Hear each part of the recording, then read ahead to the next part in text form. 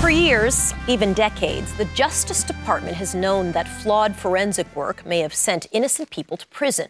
Before DNA testing was used to analyze hair at crime scenes, prosecutors throughout the country routinely relied on a process called microscopic hair comparison, until that process found itself under the microscope when a whistleblower said the FBI lab was producing shoddy and unreliable forensic work. A Justice Department investigation revealed analysts at the FBI crime lab made false reports, conducted inaccurate tests, and testified beyond the means of science. In other words, lied about the accuracy of microscopic hair comparison. But instead of alerting defense attorneys or even defendants initially, the Justice Department only notified prosecutors.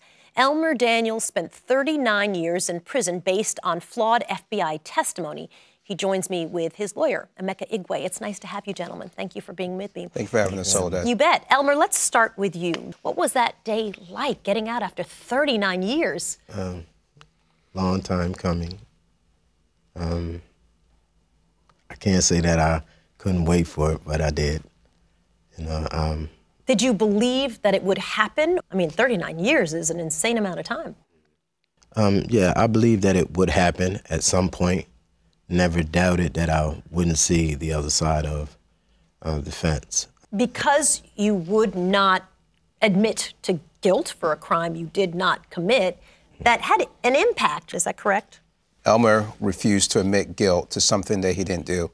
And even though he was offered a commutation by the Attorney General of Delaware and also offered a pardon, he was willing to sit in jail rather than admit to something that he didn't do. Will you step back and tell us the history of this particular case? A 15-year-old female went to a party and met a 15-year-old white male for the first time.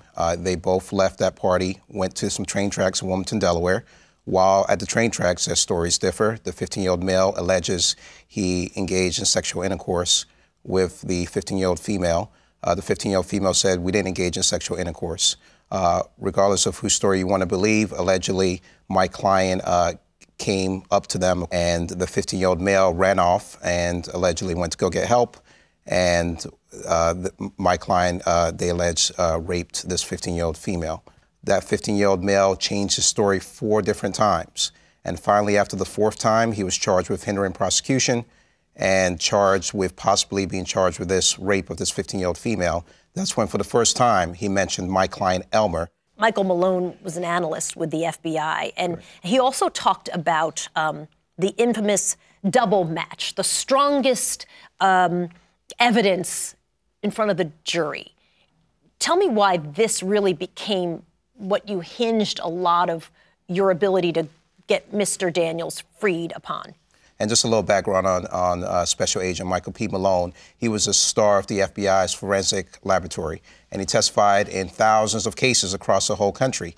And he would say that he could make identifications based upon hair comparison analysis. And in Mr. Daniels' case, he said that there was a double match, as you indicated. Right, so the victim's hair is on the perpetrator's hair is on the victim, and that sort of is like completely conclusive if you're a jury. Even to this day, without the use of DNA, you can't tell the difference between any 2 pieces of hair. In fact, there have been cases where people can't tell the difference between animal hair and human hair. So it's certainly not a reliable science to make identifications. So Michael P. Malone testified that it was a double match, and you can imagine how harmful that was to Mr. Daniels' case, because you have a reputable, supposedly reputable FBI examiner testifying that there was a double match, which was back then equivalent to fingerprint or DNA identification. Once we got involved, we sent the transcripts of Mr. Daniels' case to the FBI, and the FBI, in conjunction with the U.S. Department of Justice, wrote to the Attorney General of Delaware stating that they admit, in this case, the agent testified beyond the means of science. In layman's terms, the agent lied in Mr. Daniels' case. When you are finally, after 39 years, being released, did people say, "We're sorry"? No one's apologized. Haven't heard, I guess, what you would call people in position of authority have never humbled themselves to come to me and say, we were wrong. We messed up.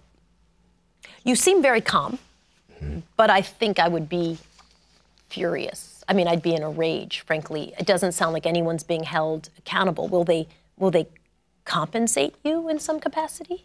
I don't know. Are you mad, furious? Hurt. Hurt. Are there more Elmer Daniels right now who are incarcerated behind bars because of this flawed analysis by the FBI? Mm-hmm. I think there are more of men, women incarcerated like me, yes. You're not the only one. No, I'm not. Would you agree with that? So it's important for your viewers, again, to realize that it wasn't just Michael P. Malone. There was a review of the FBI laboratory, and it was found that 26 out of 28 lab examiners testified falsely regarding hair comparison analysis. So you can imagine that there are thousands of these cases throughout the country. Thank you, gentlemen, for talking with me. Really appreciate it. Thank you. Thank you, Sullivan. When we come back, Made in America. You've gone from being in a homeless shelter to a published, raved about author. But her success comes with a warning. I'm really hoping that my story causes people to listen.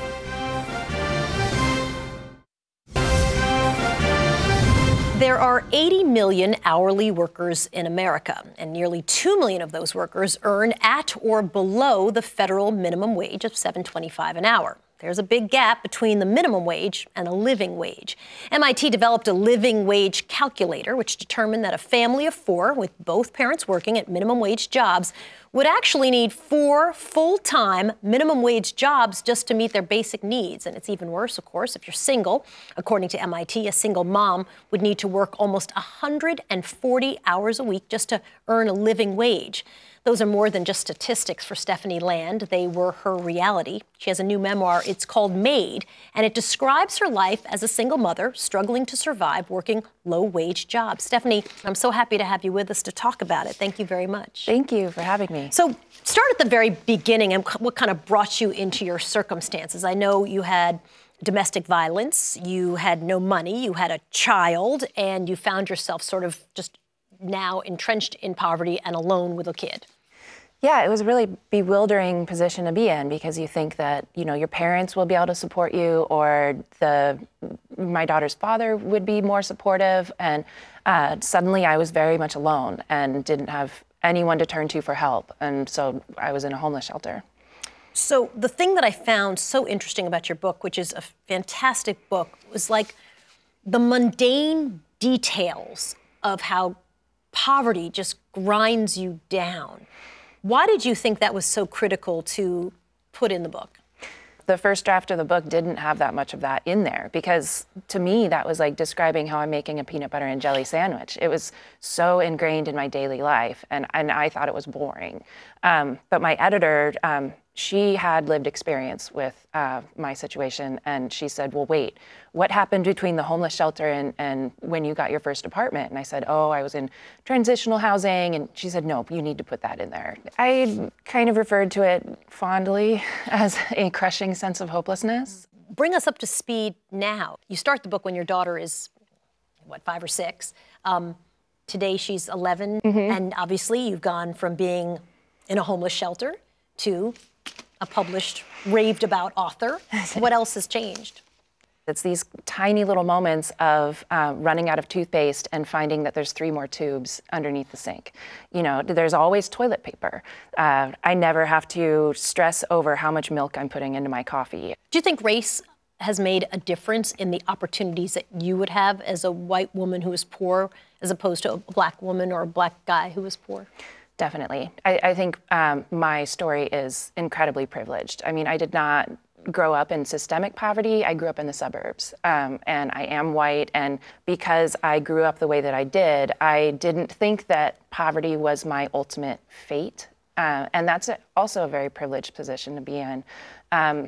But I mean, what I'm hoping is that, you know, people are listening to me because I look like them, honestly. I do hope that people see that and it challenges what they think they know about poor people. Yeah, and I'm really hoping that my story causes people to listen to the millions of other stories that are from much adverse situations and who had it much harder than me, that normally we wouldn't even pay attention to because we don't want to hear it.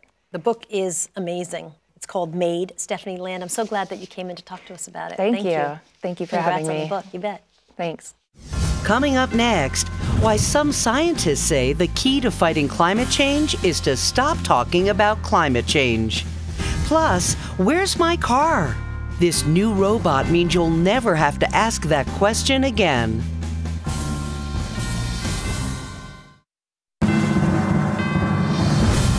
Now to a weekly feature we like to call We're Paying Attention Even If You Are Too Busy. Leading climate scientists and meteorologists hope a new strategy will help raise the urgency of climate change. The strategy avoids using the phrase climate change. According to Politico, the focus is to stop talking about who or what is most responsible and focus instead on what's happening, how unusual it is, how much it costs. Environmental scientists say the phrase climate change is just too politicized now. The change comes as elected leaders double down on denying climate change before a deadly polar vortex chilled parts of the Midwest with wind chills of negative 60 degrees. President Trump tweeted, "Wouldn't be bad to have a little of that good old-fashioned global warming right now." Okay, as experts say, it's not where you live warming, it's global warming. And there's no question the Earth is warming faster than at any other time in human history. So global warming is still a thing, even though there is a cold snap happening right now in the Midwest. When we return, how technology is taking the trouble out of airport parking. No need to fumble for your tickets, for your keys.